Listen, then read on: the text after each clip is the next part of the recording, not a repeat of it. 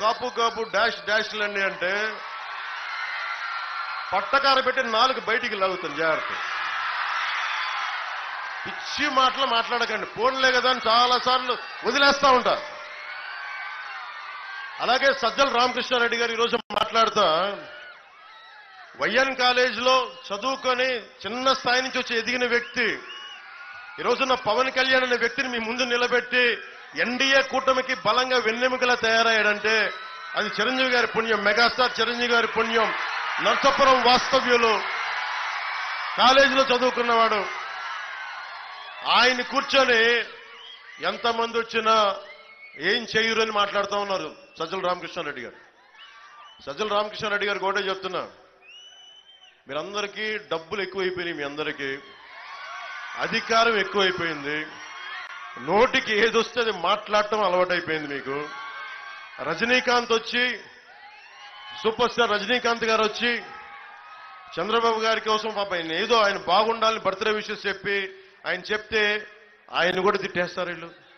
మొన్నదాకా megastar Chiranjeevi గారు పాపం ఆయనకి ఆయన ఏదైనా పాలసీలు చెప్తే బాగున్నాయని ఎంకరేజ్ చేసినప్పటి వరకు చిరంజీవి గారు మంచోళ్లే.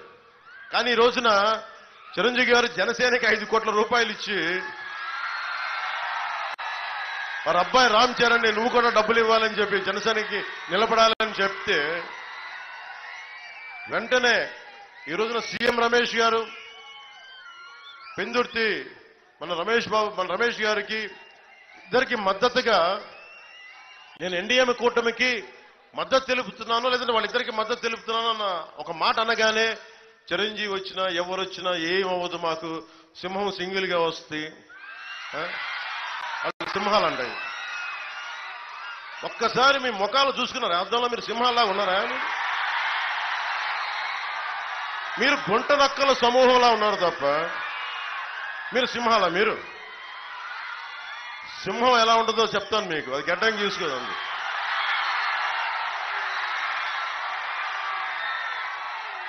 సింహమే మీతో పోరాడింది. అంటే గుంట నక్కలు, హైనాలు, తోడేళ్లు ఎన్ని వచ్చినా మేము సింగిల్ గా వస్తా ఉంటే, బాబు సజ్జల రామకృష్ణారెడ్డి నీకు నా సంగతి తెలియదు. నీకు నేను ప్రతిరోజు జగన్ కూడా చెప్తున్నా,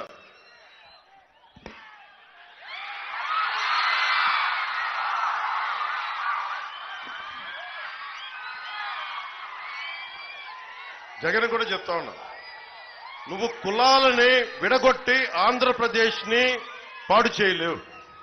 నువ్వు కులాలు విడగొట్టే కొద్దీ నేను కులాలని ఏకం చేస్తాను.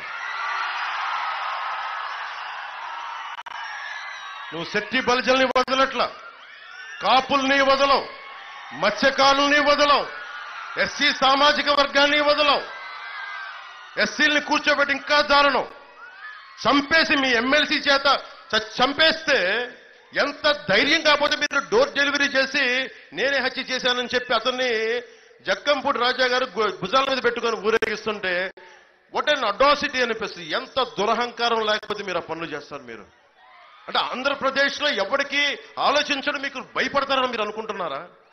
బ్లేడు బ్యాచ్లను పెట్టుకొని మీరు రాజ్యాలని, మీరు ప్రజల్ని నియంత్రణ చేద్దాం అనుకుంటున్నారా? సజ్జల రామకృష్ణారెడ్డి గారు మీకు కూడా చెప్తున్నా, మీరు పులివెందల నుంచి వచ్చారు, లోపల ఈ అరాచకాలు చేసే మీరు ఆ ఫ్యాక్షన్ మైండ్ సెట్ నుంచి వచ్చారు నాకు తెలియదు. ఒక విప్లవకారుడు పాలిటిక్స్ చేస్తే మీకు ఎలా ఉంటుందో తెలియజేస్తాను, గుర్తుపెట్టుకోండి. మీకు నా సంగతి తెలియదు. ప్రతిరోజు పొద్దున్న లేస్తే సాయంత్రం ఇంటికి వెళ్తే ఇంటికి వెళ్ళినట్టు అంతే. ఎందుకు చేస్తున్నాను ఈ సరదా? కోట్లు సంపాదించగలను, సంపాదించాను. కానీ ఈ నేల కోసం నిలబడే మనుషులు కావాలి. అల్లూరి సీతారామరాజు గారు ఉన్నారండి? కాదు. ప్రతి సమకాలీన సమాజంలో అరాచకం మీద తిరగబడే వ్యక్తుల సమూహం, యువకుల సమూహం, నాయకుల సమూహం, యువతుల సమూహం, ఆడపడుచుల సమూహం చాలా అవసరం. గతంలో ఉండేవారు అండి, ఇప్పుడు ఎవరు చేయట్లేదండి. కాదు, ఉన్నారు. ఇప్పటికీ చనిపోవడానికి సిద్ధంగా ఉన్నారు. అలాంటి చాలా మంది ఉంటే ఇంకా దేశం నిలబడి ఉంది. అందుకు అతను ప్రధానమంత్రి మోదీ అయ్యారు. వాళ్ళని ప్రేరణగా తీసుకొని మేమందరం చాలా మంది ఉన్నాం. అలాగే వైసీపీ గుండా బ్యాచ్లకి రౌడీ బ్యాచ్లకి నేను నర్సాపూర్ నుంచి పబ్లిక్ గా వార్నింగ్ ఇస్తున్నా. నేను తెగించిన వాడిని గుర్తుపెట్టుకోండి. చంద్రబాబు గారన్నా మెత్తగా క్షమిస్తారేమో నాకు తెలియదు, కానీ ఆయన జైల్లో పెట్టిన తర్వాత ఆ క్షమ కూడా లేదు ఇప్పుడు ఆయనకు కూడా. అలాంటి వ్యక్తులు ఇద్దరం ఏకమయ్యాం గుర్తుపెట్టుకోండి. పైన నరేంద్ర మోదీ గారు ఉన్నారు.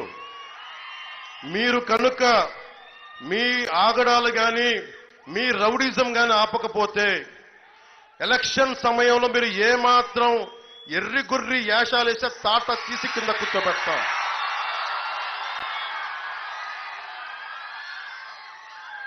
అలాగే నా మీద సామాజిక మాధ్యమాల్లో గాని వైసీపీకి అనుకూలందరూ రెచ్చిపోయి పిచ్చి పిచ్చి వాగుళ్ళు వాగితే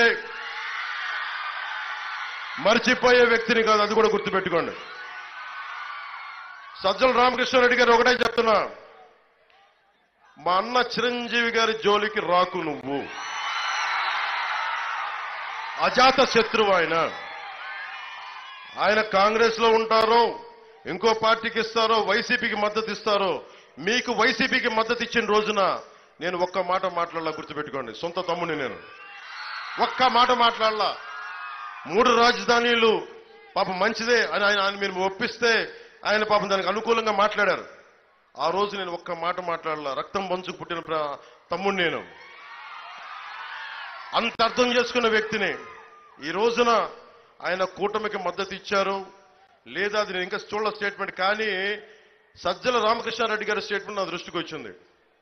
సజ్జల రామకృష్ణారెడ్డి గారు, మా అందరి ట్యాక్స్ రూపంలో నువ్వు డబ్బులు తింటూ, ఈ మధ్యన కేంద్ర ఎన్నికల సంఘం కూడా చెప్పింది మీరు పార్టీలకి మాట్లాడకూడదని. అందుకని చెప్తా ఉన్నా, చిరంజీవి గారి జోలికి కానీ రాష్ట్ర ప్రజల జోలికి కానీ బడుగు బలహీన వర్గాల జోలికి కానీ శెట్టి బలిజల బీసీల ఆత్మగౌరవానికి కానీ కాపు సమాజం మీద కానీ దయచేసి పైకి మీరు ఒళ్ళు దగ్గర పెట్టుకొని మాట్లాడాలి.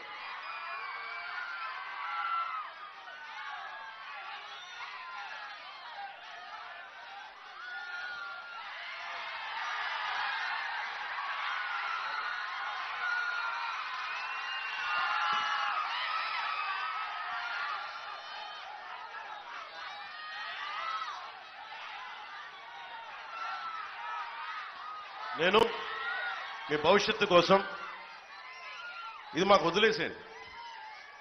నేను ఒక ఇంపాసిబుల్ టాస్క్ ని అలయన్స్ ని పట్టుకొచ్చాను. నేను కన్విన్స్ చేశాను. నేను